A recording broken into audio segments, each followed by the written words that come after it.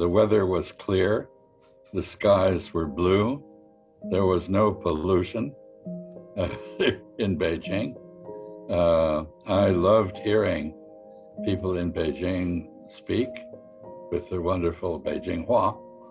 And I thought the Chinese side of the talks was very well prepared, very professional. And, I was impressed. And of course, one cannot help but be impressed by Beijing as a capital of a country that has many, many years of history.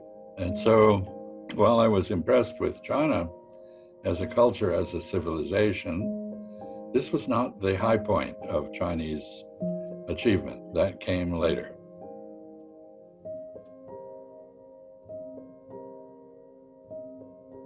I think both countries in 1972 approached each other with the idea that we could cooperate despite differences.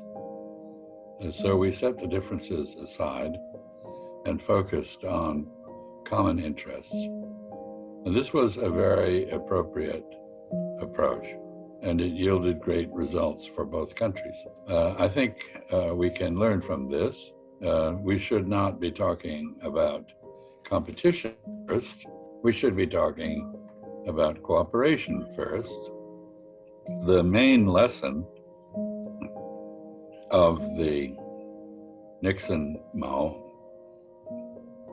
meeting was that we could set aside ideology in the interest of cooperating to common ends.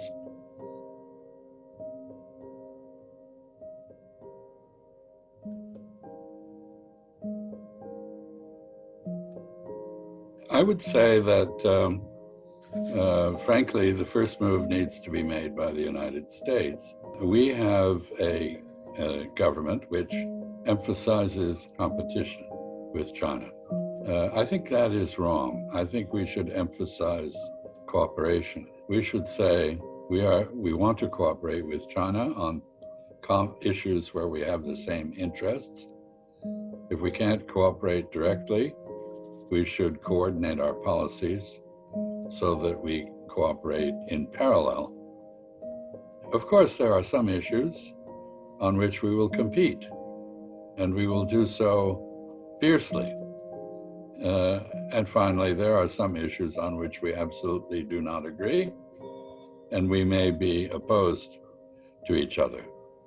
That is realistic. But we should start with an emphasis on finding areas where we can cooperate and setting aside other issues for later resolution.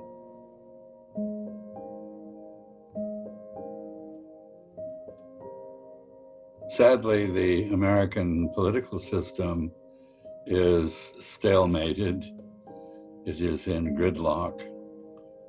President Biden has limited, if no freedom, to depart from the Trump policies toward China and other issues because he has no clear majority in the House or Senate.